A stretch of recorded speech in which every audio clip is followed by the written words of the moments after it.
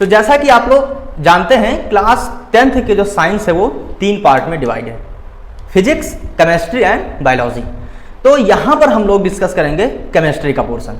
5 chapter chemistry के हैं, उसको हम लोग डिटेल में डिस्कस करेंगे, ठीक है। तो जो पहला चैप्टर आज हम लोग डिस्कस करने जा रहे हैं वो है केमिकल रिएक्शन एंड इक्वेशन, ठीक है। तो केमिकल रिएक्शन क्या होता है, इक्वेशन क्या होता है, बैलेंसिंग ऑफ इक्वेशन क्या होता है, टाइप्स ऑफ रिएक्शन कितने होते हैं, तो ये सारी चीजें हम लोग डिटेल में डिस्कस करेंगे इस चैप्टर में, ठीक है। तो चलिए शुरू करते हैं। My name is Ravi Pandey and you are watching RMP's chemology. तो पहला जो है हम लोग इसमें डिस्कस करेंगे, पहला है केमिकल रिएक्शन कि केमिकल रिएक्शन क्या होता है, व्हाट इज केमिकल रिएक्शन। दूसरा क्या होगा, केमिकल इक्वेशन कि केमिकल इक्वेशन क्या होता है और केमिकल इक्वेशन की जरूरत क्या है, इसके इंपॉर्टेंस क्या है, तो ये चीजें हम लोग पढ़ेंगे। तीसरा जो टॉपिक है वो है बैलेंसिंग ऑफ इक्वेशन, इक्वेशन को बैलेंस कैसे करते हैं और इक्वेशन को बैलेंस करने की जरूरत क्या है, ये भी पढ़ेंगे। और types of chemical reaction last में हम लोग पढ़ेंगे, टाइप्स ऑफ केमिकल रिएक्शन की टाइप्स कितने प्रकार के रिएक्शन होते हैं, ठीक है। तो आप लोग हेडिंग लगा लीजिए केमिकल रिएक्शन। पहला टॉपिक अभी हम कवर करेंगे यहाँ केमिकल रिएक्शन। तो केमिकल रिएक्शन आप लोग हेडिंग लगाइए, साथ में नोट्स बनाते चलिए, बहुत ही मजा आने वाला है आपको इसमें। पूरा ये जो आपका 10th का पूरा लेक्चर होगा, 5 चैप्टर का पूरा लेक्चर बहुत ही अच्छे से पढ़ना, क्योंकि 10th के केमिस्ट्री से ही आगे सारी चीजें एक्सप्लेन करी जाएंगी केमिस्ट्री में, ठीक है। बहुत बढ़िया। तो यहां तक आपको समझ में आया कि हम लोगों को क्या क्या पढ़ना है। तो केमिकल रिएक्शन बात करते हैं। केमिकल रिएक्शन से पहले क्या, इस केमिकल रिएक्शन में क्या चीज है, पहली चीज है ये केमिकल क्या होता है, क्या है पहली चीज जो है बहुत ही इंपॉर्टेंट है कि केमिकल्स क्या होते हैं, ठीक है। तो केमिकल्स क्या होते हैं ये हम लोग बात करते हैं, उसके बाद हम पहुंचेंगे कि रिएक्शन क्या होता है। तो केमिकल्स क्या होता है, ऐसे जनरल आप लोग सोचिए कि केमिकल्स क्या होते हैं, ठीक है। 9th में आप लोगों ने पढ़ रखा है, एलिमेंट है, मॉलिक्यूल है, ठीक है, एटम है, सारी चीजें आप लोग 9th में पढ़ रखे हैं। तो एलिमेंट क्या है, एलिमेंट एक केमिकल ही है। मॉलिक्यूल क्या है, मॉलिक्यूल एक केमिकल ही है। एटम क्या है, एटम एक केमिकल ही है। क्यों, अब जैसे देखो कि आपके पास ये H2 है, ये क्या है, हाइड्रोजन का मॉलिक्यूल है, ठीक है। ये ऑक्सीजन का मॉलिक्यूल है O2, ये दोनों मिल करके क्या बना रहे हैं, H2O मिला रहे हैं, ठीक है, बना रहे हैं। Forget about balancing right now, क्या हुआ, ये H2 है, ये O2 है, मिल करके H2O बना रहे हैं। तो H2 क्या है, केमिकल्स ही तो है। O2 क्या है, ये भी केमिकल्स है, ठीक है। तो केमिकल्स क्या हुआ, एक प्रकार का क्या है, ये मैटर है, एक प्रकार का ये मैटर है। कैसा मैटर है, तो आप केमिकल्स के एक डेफिनेशन लिख लीजिए, मैटर और सबस्टेंसेस। क्या होगा, या तो मैटर हो सकता है, इसे सबस्टेंसेस, मैटर और substances which takes part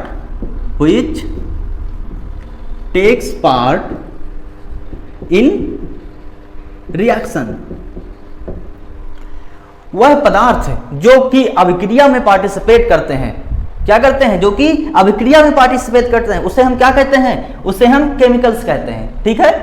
chemical किसे कहेंगे, एक पदार्थ होगा, एक मैटर या सबस्टेंस होता है जो कि रिएक्शन में पार्टिसिपेट करता है, उसे हम केमिकल्स कहते हैं। बात समझ में आई, नोट कर लीजिए केमिकल्स की डेफिनेशन। उसके बाद इसमें एग्जांपल लिख लीजिए। एग्जांपल क्या हो जाएगा इसका, कुछ भी ले लो, कुछ भी ले लो, H2 है, Cl2 है, और आप ले लो HCl है, H2SO4 है, NaOH है, Na2CO3 है। तो ये सारी चीजें क्या है, ETC, ऐसे लिखते चले जाओ। करोड़ों एग्जाम्पल हैं किसके, केमिकल्स के, क्योंकि जब करोड़ों कंपाउंड है तो करोड़ों केमिकल्स होंगे, जाहिर सी बात है। तो ये सारी चीजें क्या हैं, ये सारी चीजें केमिकल्स हैं। तो आई थिंक केमिकल्स की बात समझ में आएगी। केमिकल्स क्या होते हैं, रसायन क्या चीज होता है जो कि अभिक्रिया में भाग लेता है, उसे हम क्या कहते हैं, रसायन। जो कि रासायनिक अभिक्रिया में भाग लेगा उसे हम रसायन कहेंगे। यहां तक की बात समझ में आई, बहुत बढ़िया। तो यहां तक की बात समझ में आपके आ गई। अब हम बात करते हैं कि केमिकल रिएक्शन, जो मेन टॉपिक था अपना वो क्या था, केमिकल रिएक्शन था। तो बात हम केमिकल की कर चुके हैं, अब बात करेंगे कि केमिकल रिएक्शन क्या चीज है। केमिकल रिएक्शन, तो केमिकल रिएक्शन को आप ऐसे समझो कि आपने क्या करा कि आपने एक रॉड रख दिया। कैसा, आपने एक आयरन का रॉड घर के बाहर रख दिया। चलो इसको रॉड बना देते हैं, डब्बा नहीं, क्या ये रॉड। आपने एक आयरन का रॉड घर के बाहर रख दिया, ठीक है, रख करके वापस आ गए। फिर क्या हुआ, बारिश होने लगी। क्या हुआ, बारिश होने लगी, ठीक है। ऐसे समझो ये बारिश हो रही है, ठीक। अब जब बारिश हो रही है, ये आयरन का रॉड है, तो आपने देखा कि कुछ समय बाद ये आपका आयरन का रॉड कुछ ऐसा नजर आएगा। कैसा कि रॉड तो ये रहेगा ही, ये आपका रॉड है, लेकिन इस पे कुछ ऐसा परत एक आपका लेयर नजर आएगा। ये कैसा एक लेयर नजर आएगा कुछ ऐसा, ठीक है। कुछ फील आ रहा है, आएगा भी। ये आयरन रॉड है, पानी गिर रहा है, बारिश हो रही है, तो कुछ समय बाद ये ऐसा हो गया, इसके ऊपर एक लेयर जमा हो गई। जैसे ये आपका क्या हुआ, एक आयरन रॉड है ये, ठीक है, आयरन रॉड है, बारिश हो रही है, इस पे गिर रहा है, तो कुछ समय बाद या कुछ दिन बाद जो भी हो, क्या होगा, इस पर एक लेयर ऐसे बन जाएगी, ऐसे लेयर, ठीक है, जमा हो गई। अब इस लेयर को क्या कहते हैं हम, इस लेयर को क्या कहते हैं, रस्ट कहते हैं। क्या कहते हैं इस लेयर को, इस लेयर को हम रस्ट कहते हैं। लेयर को क्या कहेंगे, रस्ट कहेंगे। और ये जो प्रोसेस होता है इसे हम क्या कहते हैं, रस्टिंग ऑफ आयरन कहते हैं। बहुत ही इंपॉर्टेंट रिएक्शन है ये, इसे हम क्या कहते हैं, रस्टिंग ऑफ आयरन कहते हैं, ठीक है। ये है rusting of iron. Iron rod था, ये आपका आयरन रॉड था, क्या करा, यहां पे बारिश हो रही थी, कुछ समय बाद क्या हुआ कि इसके ऊपर एक लेयर जमा हो गई, जिसे हम क्या कहते हैं, रस्ट कहते हैं, ठीक है। ये बात समझ में आई अभी तक, जो आपने देखा, आपने क्या देखा कि आयरन था, बारिश हो रही है, रस्ट बन गया, लेकिन what is the reason behind it, what is the chemistry behind it. तो इसके पीछे की केमिस्ट्री ये है कि जैसे आपके पास आयरन है, तो आयरन का क्या होता है फार्मूला, Fe, ठीक है। बारिश हो रही है, वाटर, क्लियर, लेकिन और भी तो कुछ होगा, क्या होगा, ऑक्सीजन होगा, क्या होगा, ऑक्सीजन होगा, ठीक है। तो आयरन जो है वाटर के साथ रिएक्ट कर रहा है इन द प्रेजेंस ऑफ ऑक्सीजन, तो क्या बना रहा है यहां पर, FeOH का होल थ्राइस, ठीक है, ये बना रहा है। ये फर्दर रिएक्ट कर रहा है, ये फिर से क्या बना रहा है, Fe2O3 और प्लस H2O, ठीक है। क्या कैमरे में यहां तक आ रहा है, देख लें एक मिनट, क्या कैमरे में आ रहा है, सॉरी कैमरे में ये नहीं आ रहा है, तो इसको क्या करते हैं हम लोग, ऊपर लिखते हैं, इसको मिटा देते हैं, ठीक है, इसको मिटाते हैं और यह भी मिटा देते हैं, फिर हम ऊपर बातें समझते हैं।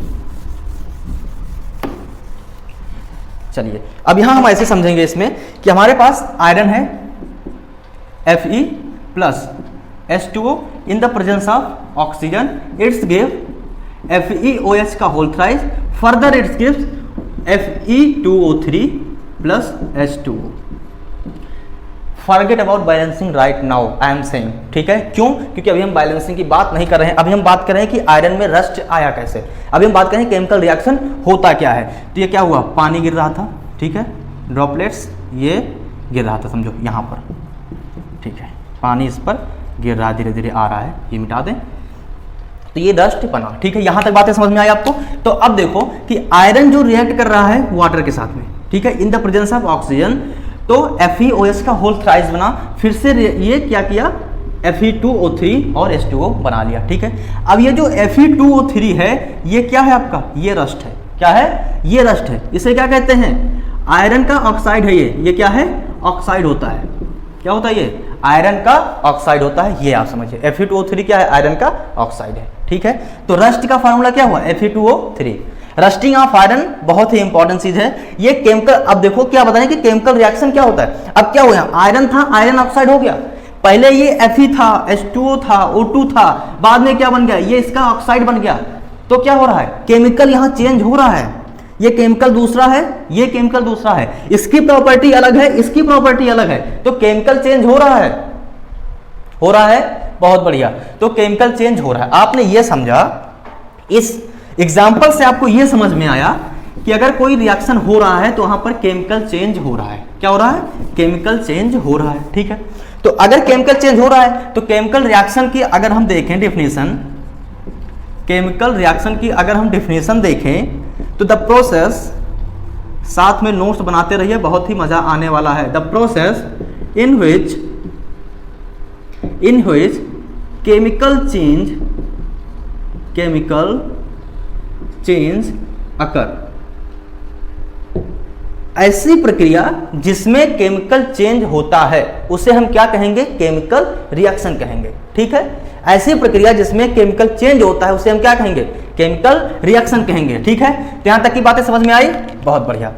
अब इसको कैसे दूसरे तरीके से, केमिकल रिएक्शन को दूसरे तरीके से कैसे समझ सकते हैं, कैसे। अब जैसे एक और एग्जांपल ले लेते हैं, अभी हमारे पास कार्बन है, ऑक्सीजन है, ठीक है, इसको हीट दिया, ये क्या बन गया, कार्बन डाइऑक्साइड बन गया, ठीक है।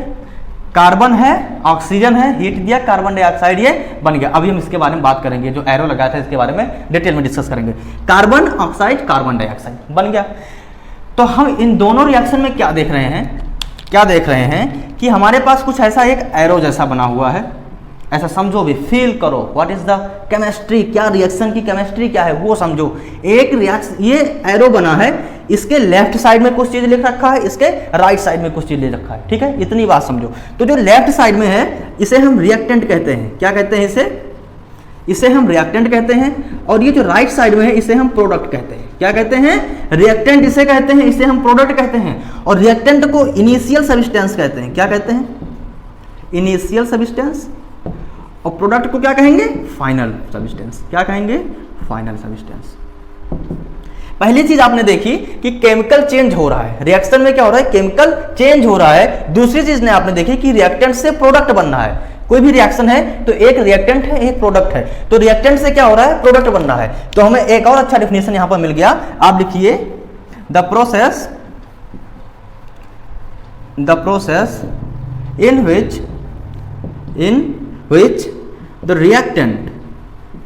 which the reactant is initial substance get converted into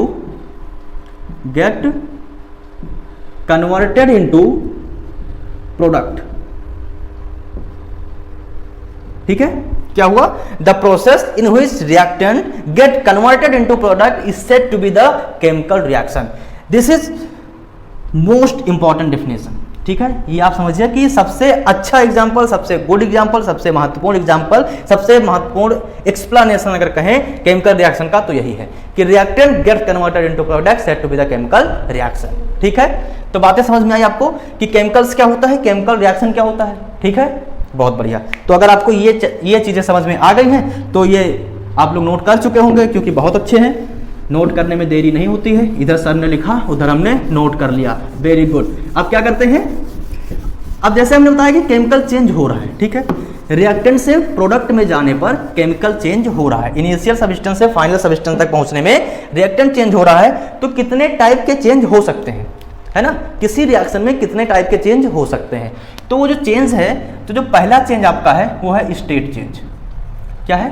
state change हो सकता है, किसी भी रिएक्शन में स्टेट चेंज हो सकता है। ठीक है, अगर कोई रिएक्शन हो रहा है तो उसका स्टेट चेंज हो सकता है। स्टेट चेंज कैसे होगा ये हम समझते हैं। अब स्टेट चेंज कुछ ऐसे हमारा होगा कि अगर हमारे पास AgNO3 है,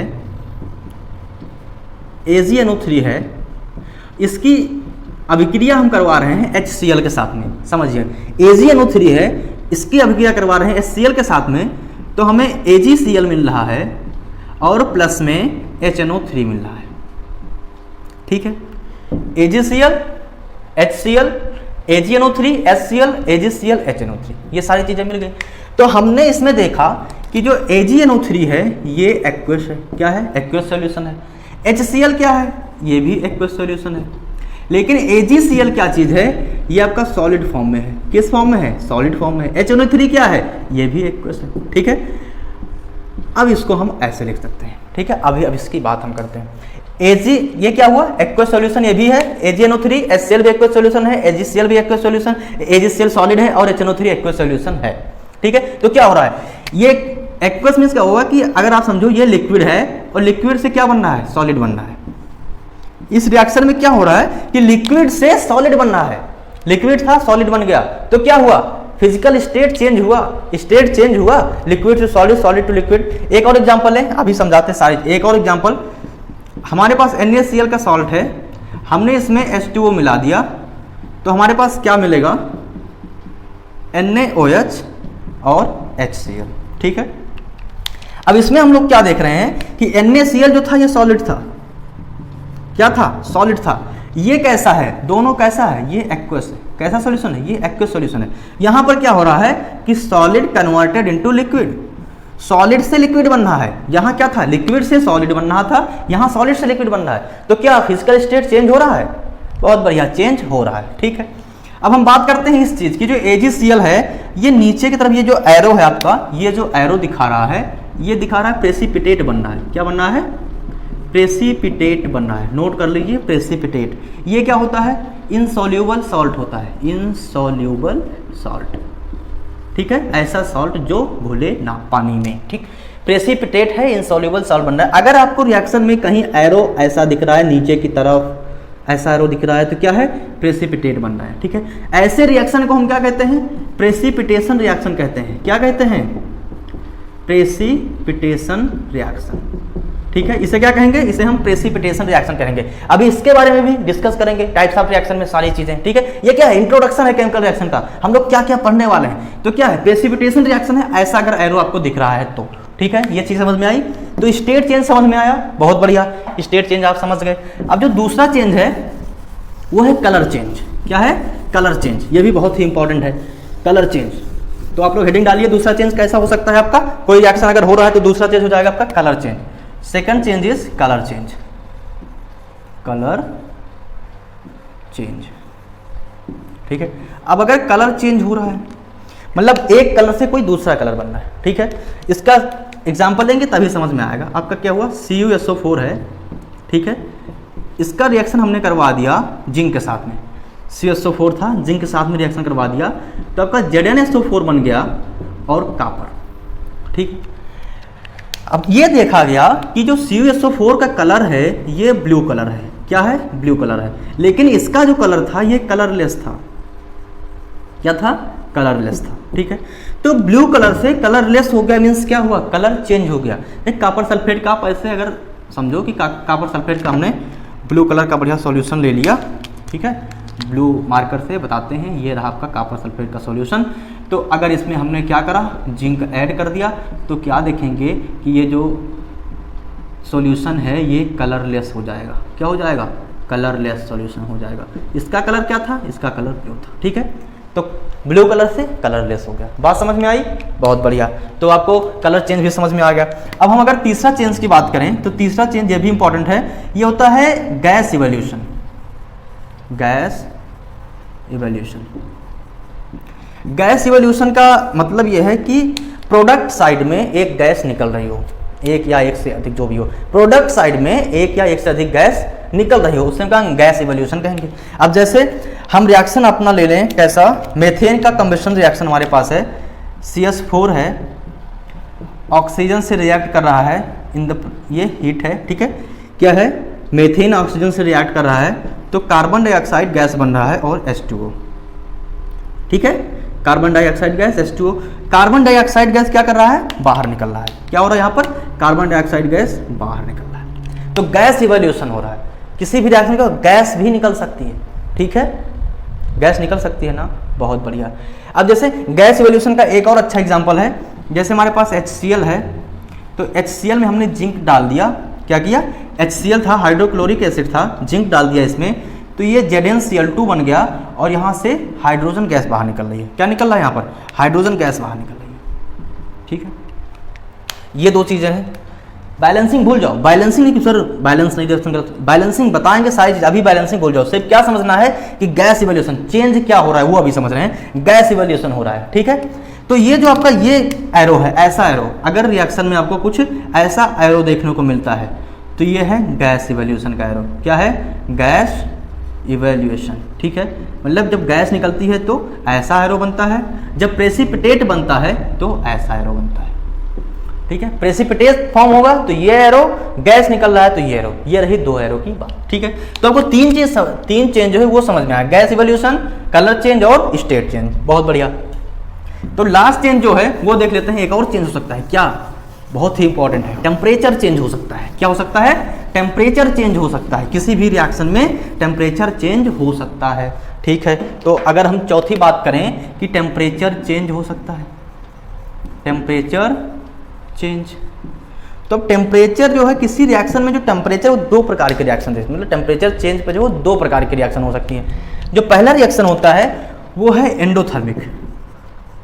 एंडोथर्मिक आप लोग इसको लिखिए, इंपॉर्टेंट चीज है, नोट्स बनाते रहिए। एंडोथर्मिक।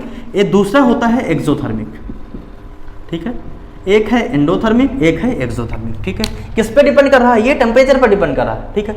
अब एंडोथर्मिक क्या चीज है कि जिसमें हमको हीट देनी पड़ रही है, ऐसा रिएक्शन जिसमें हीट हमें देनी पड़ रही है, ठीक है, उसे क्या कहेंगे, एंडोथर्मिक रिएक्शन कहेंगे। और ऐसा रिएक्शन जिसमें से हीट निकल रही है उसे क्या कहेंगे, एक्सोथर्मिक रिएक्शन कहेंगे। तो एंडोथर्मिक का अगर हम एग्जांपल देखें तो एंडोथर्मिक का जैसे आपका मेल्टिंग ऑफ आइस, क्या है, मेल्टिंग ऑफ आइस, ये भी कैसा एग्जांपल है, एंडोथर्मिक है। क्यों, क्योंकि आइस है सॉलिड फॉर्म में है, ठीक है, H2O है किसके कौन से फॉर्म में, सॉलिड फॉर्म में है। अगर इसमें हम क्या कर रहे हैं, इसको हीट दे रहे हैं तो H2O क्या होगा, लिक्विड फॉर्म में आ जाएगा।